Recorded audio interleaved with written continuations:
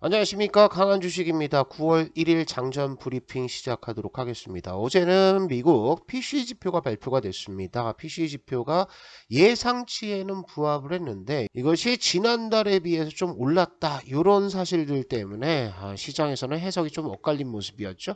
어제 다우지수는 0.48% 하락을 했고요. 나스닥은 0.11% 상승을 한 반면 S&P 500 지수, 그리고 중소형주 지수인 러셀 2000까지도 하락하는 모습을 좀 보였습니다. 자, 일단 PCE 지표가 발표가 됐는데요. 여러분들 좀 혼란스러우실 겁니다. CPI 지표가 있고 PCE 지표도 있고, 그래서 연준에서는 CPI보다는 PCE 지표를 본다고 하는데 이게 무엇이냐? 간단히 말씀을 드리면요, 포괄적으로 인플레이션을 볼 수 있는 지표 중에 하나입니다. CPI는 도시에 있는 사람들의 지출 내역을 중심으로 물가를 평가를 합니다. 그래서 사용자 중심이라는 거죠. 하지만 PC 지표는요, 전국에 있는 사람들, 뭐 시골에 사는 사람들까지도 조사 대상에 포함을 하고요. CPI가 소비자를 중심으로 조사하는 반면 PC 지표는 사용자 중심, 그러니까 사람들을 고용하는 고용주를 대상으로 지표를 조사하기 때문에 사용자가 간접적으로 지불하는 비용까지도 포함된다는 거죠. 뭐 우리나라로 치면 우리나라는 기업들이 4대 보험 이런 것들 들어주는 비용들도 있잖아요. 이런 간접 비용까지 포함된다는 겁니다.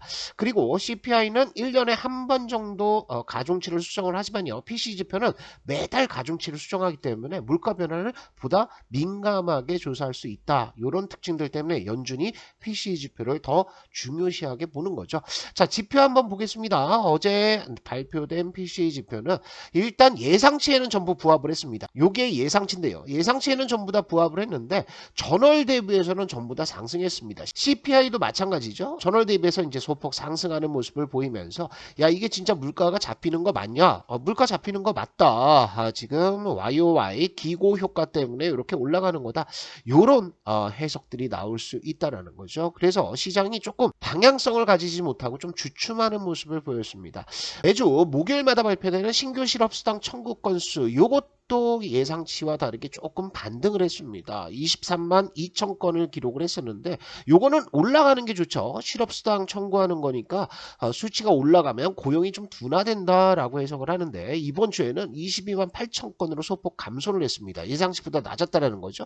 수요일 미국 시장이 급등한 것은 ADP 민간 고용이 큰 폭으로 하락하고 졸지 보고서까지 약세를 보이면서 고용이 둔화된다라는 이슈를 가지고 올랐었는데 신규 실업수당 청구 건수를 보니까 예상치에 미달했다. 그러면 고용이 둔화되는 거 맞아? 이런 의구심이 나오면서 혼조권을 좀 기록하는 모습이었죠. 어제 애틀란타 연은 총재 라파엘 보스틱 총재가 이런 발언을 했습니다. 통화 정책은 충분히 긴축적이고 인내심을 가져야 된다, 이런 얘기를 했는데요. 워낙에 보스틱 총재는 비둘기파적인 발언을 많이 했기 때문에 시장에 큰 영향을 미치지 않았습니다. 자, 우리가 지금 중요하게 보는 매크로 지표들 보시면은요, 이렇게 10년물 국채금리는 4.11선에서 크게 움직이지 않고 있고요. 달러 인덱스는 소폭 상승했습니다. 이렇게 올라가면서 약간은 부담스러운 구간으로 들어가고 있죠. 이거 103까지 빨리 깨고 내려와야 돼요.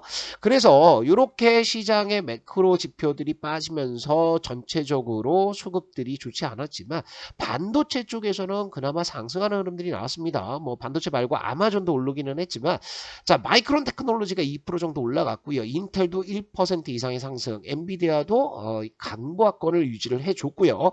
램 리서치 2.3% 상승을 하면서 반도체 쪽은 수급들이 좀 들어오고 있다, 이렇게 보시면 좋을 것 같습니다. 다만 우리 시장에 대한 평가는 조금 박한 편이죠. 한국 관련 ETF, EWI에서는 이틀 연속 하락하는 모습을 보였습니다. 그리고 원달러 환율이 크게 움직이지 않아요. 1320원대에서 내려오지 않고 있죠. 그래서 이렇게 환율이 내려오는 구간이 와야지 여러분들이 신나게 매매할 수 있는 그런 장이 온다라고 보시면 좋을 것 같고요. 일단 비트코인과 이더리움도 3에서 4% 정도 하락하면서 위험 자산에 대한 매도가 좀 이어지는 모습이기 때문에 우리 시장은 소폭 하락 출발할 것으로 예상이 되고 있습니다.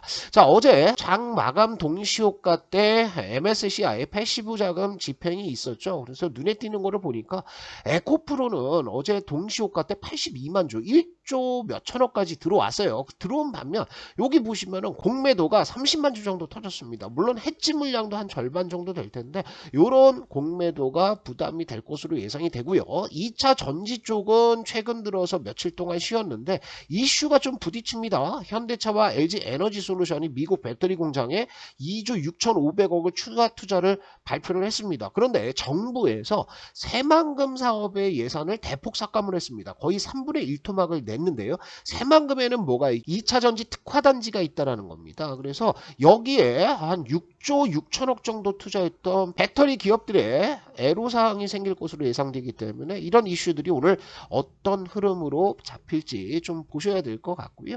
오늘 시장 하락 출발 예상이 된다라고 말씀을 드렸는데 8월과 같이 계속 빠지는 조정이라기보다는 좀 쉬어간다라는 느낌이 들 것 같고요. 차트 흐름들을 한번 보시면은 코스피 시장은 21선 위로 올라갔는데 음봉이 나오고 있다는 거죠. 그러니까 조금만 올라가면 갖다 패는 물량들이 있다라는 거예요. 그래서 이것을 안착하는 구간 또 수렴하는 과정들을 한 3거래일에서 뭐 아니면 일주일 정도 지나가면서 여기서 수렴을 좀 해주고 밴드가 좀 이렇게 모아져야 된다는 거고요. 코스닥 시장은 반면에 굉장히 좋습니다. 배터리 관련 기업들이 선전하고 있고요. 반도체까지 가세를 하면서 밴드 상단에 붙여놓고 요 상승 추세대 안으로 들어온 상황이거든요. 그래서 시장이 지금 되게 안 좋은 거 아니다. 오늘 시장 쉬어간다고 하더라도 크게 우려할 필요 없다라고 생각하시고 일단 환율 그리고 국채 금리의 움직임들을 계속해서 추적을 해주시면 좋을 것 같습니다. 그리고 추가적인 내용과 추천주에 대해서는 여러분들 강한주식연구소 어플에서 받아보실 수가 있습니다. 유튜브에서 공개하지 못하는 조금 민감한 자료들, 민감한 내용들은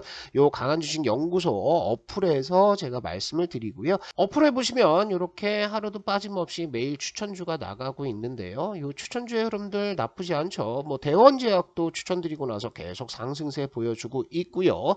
DR텍 급등 나왔죠. 이런 흐름들 잡을 수 있는 이런 단기 급등할 수 있는 추천주들이 강한주식연구소 매일같이 올라가니까 어플 설치하시면 좋을 것 같습니다. 어플 설치하시는 방법은요. 이렇게 우리 영상의 설명란 그리고 첫 번째 댓글에다가 제가 올려놨으니까 초보 투자자 분들이라면 반드시 강한주식연구소 어플 설치해서 도움을 받으시기를 부탁을 드리겠습니다.